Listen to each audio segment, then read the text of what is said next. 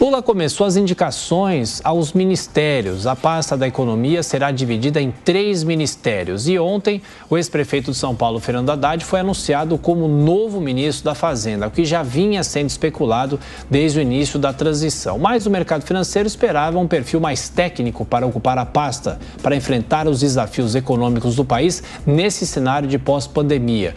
O que esperar de Fernando Haddad no ministério? A gente conversa agora com Reginaldo Nogueira, que é diretor do IBMEC aqui de São Paulo e também de Brasília. Tudo bem, professor? Bem-vindo aqui ao Jornal da Manhã. Como vai? Bom dia, muito obrigado pelo convite. Tudo bem, mais uma vez participando aqui do Jornal da Manhã. Bom, professor, o mercado já vinha reagindo não tão bem à possibilidade de Fernando Haddad ocupar o Ministério da Fazenda, mas agora houve essa confirmação. O que vai depender o desempenho dele? Que a equipe seja mais técnica, porque ele não é tão ligado assim à área da economia, ele tem uma pós-graduação, enfim, um trabalho pós-universitário em relação a isso, mas de que maneira o mercado deve encarar e vai reagir já a partir de segunda-feira? Eu acredito que o primeiro desafio é eminentemente de comunicação. A formação do ministro, né, do novo ministro de Economia, na verdade, o novo ministro da Fazenda, né, e não mais da Economia, ela não é muito diferente do que historicamente nós já tivemos em outras situações. Se a gente olha, Fernando Henrique Cardoso, por exemplo, era sociólogo. Tivemos o próprio Antônio Palocci no primeiro governo de Lula. Então, de certa maneira, é natural, em alguns casos, que tenhamos ministros numa composição mais política do que técnica.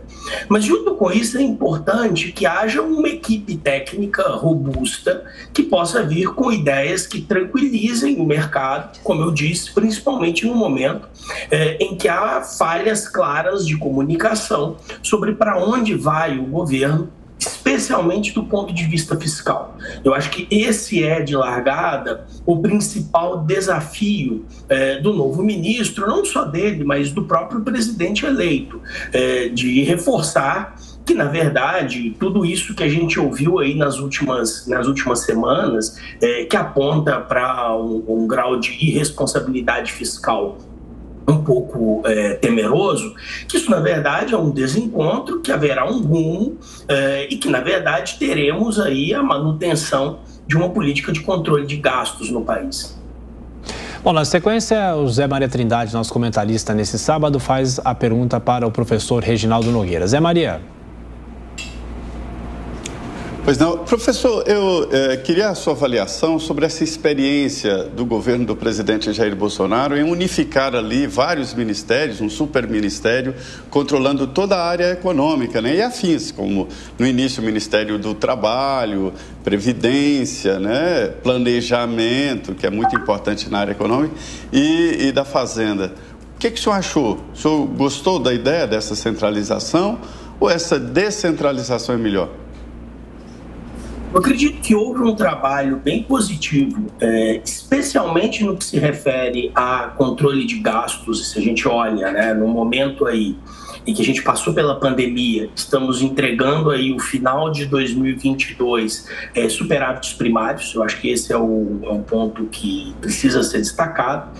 Houve algum avanço em medidas liberalizantes, eu acho que é preciso destacar isso. Hoje houve ali algumas reformas e algumas medidas importantes, tanto em comércio exterior quanto em marco regulatório, né, nas próprias medidas de liberdade econômica, como eu dizia antes. Então, acho que, em geral, é um saldo positivo. Existe uma diferença, é claro, já de largada, em que, com a entrada do ministro, na época, né, Paulo Guedes, né, logo quando o presidente Bolsonaro foi eleito, houve ali a unificação das pastas econômicas na figura de um único ministro. Então, havia ali uma centralização na figura de Paulo Guedes do que antes era Fazenda, Planejamento, Indústria e Comércio. Agora nós temos novamente a separação dos 3 ministérios. Haverá novamente um ministro da Fazenda, um ministro do Planejamento e um ministro de Indústria e Comércio.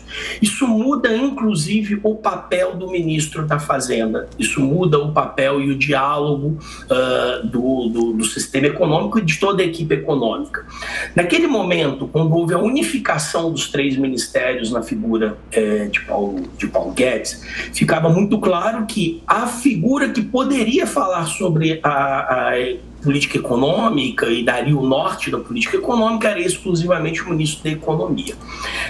A pessoa que arrecada é a mesma pessoa que assina o cheque do gasto, é a mesma pessoa que recebe ali pressões setoriais que geralmente estão concentradas no Ministério da Indústria e do Comércio.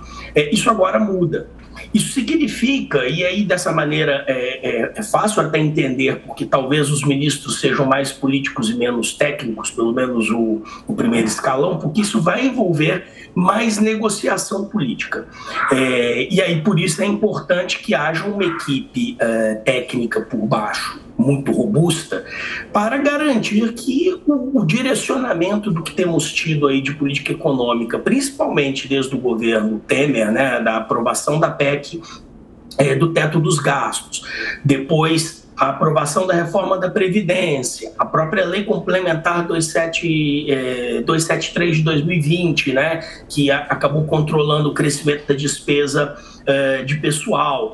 Então, há um certo direcionamento constante aí desde 2016, numa certa direção para controle da dívida e do déficit primário, que agora nós teremos mais atores envolvidos nessa discussão e é preciso que haja principalmente uma questão de quem será o principal interlocutor, quem vai falar sobre a economia e resolver um pouco essas dúvidas e esses problemas mais de comunicação, como eu digo, que claramente tem afetado o mercado desde o final das eleições.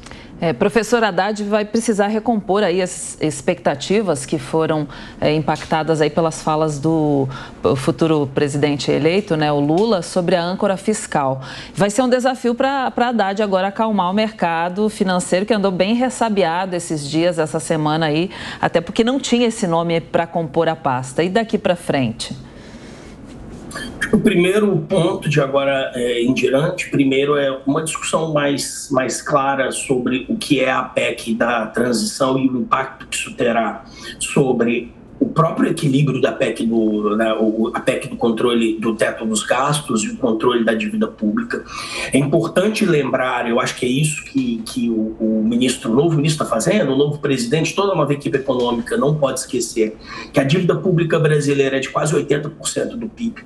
Na verdade, 77%, tem vindo ali uma leve queda, mas ela é uma dívida muito cara, muito grande, com um carregamento difícil. Então, manter o controle sobre o crescimento da despesa, ele é fundamental.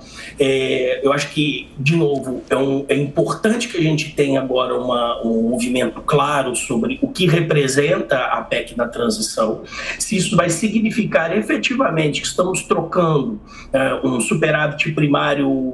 A gente olha aí nos últimos 12 meses, estamos falando aí de um superávit primário de 170 bilhões de reais.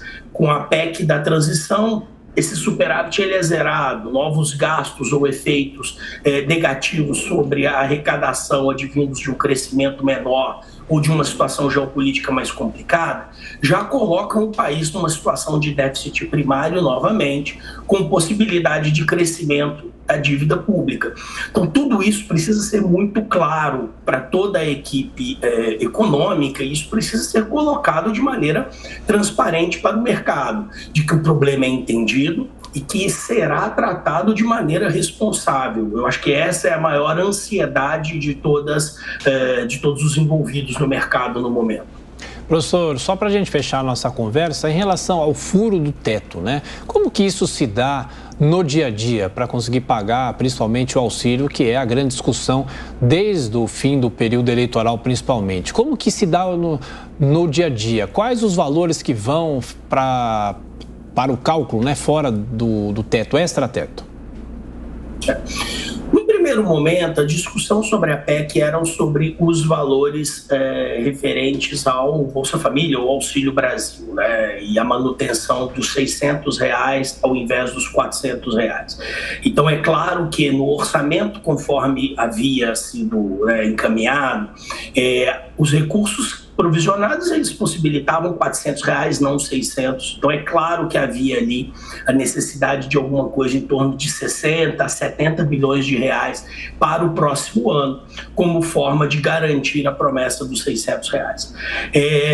O problema é que ao longo do tempo, e num período de em questão de algumas semanas, em muito pouco tempo, nós começamos a discutir não só o que fazer com o Auxílio Brasil ou Bolsa Família em 2023, mas o que fazer com toda a política do teto do gasto e a política fiscal até 2026.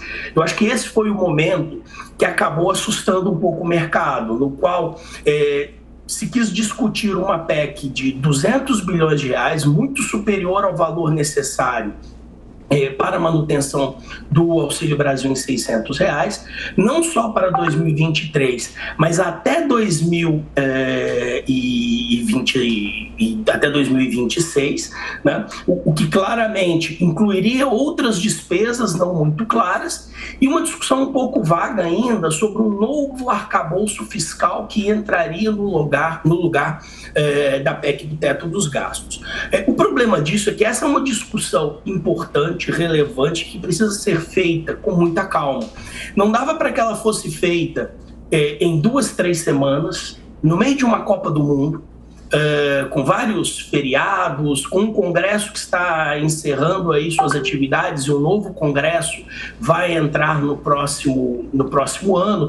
Então, a minha sensação é que acabou que a PEC dos gastos tentou fazer muita coisa, uma discussão extremamente complexa, num período de tempo muito curto. Se a gente tivesse desde largada simplesmente discutido alguma coisa entre 60 a 70 bilhões de reais para 2023, simplesmente para cobrir o problema do Auxílio Brasil no próximo ano, eu acredito que não teria havido nenhuma pressão sobre o mercado e aí sim no próximo ano a gente poderia ter uma discussão mais ampla. Vamos abrir mão da PEC do teto dos gastos? Como será o controle da dívida pública? Será com aumento de impostos? Haverá uma reforma tributária? Haverá uma nova reforma da Previdência? Tudo isso são discussões que eu acredito que o Brasil precisará enfrentar com calma, paciência, muita negociação e principalmente com a chegada do novo Congresso eleito. Professor Reginaldo Nogueira, diretor do IBMEC, São Paulo e Brasília, muito obrigado pela atenção, pela gentileza, bom trabalho. Até a próxima. Muito obrigado, bom sábado a todos.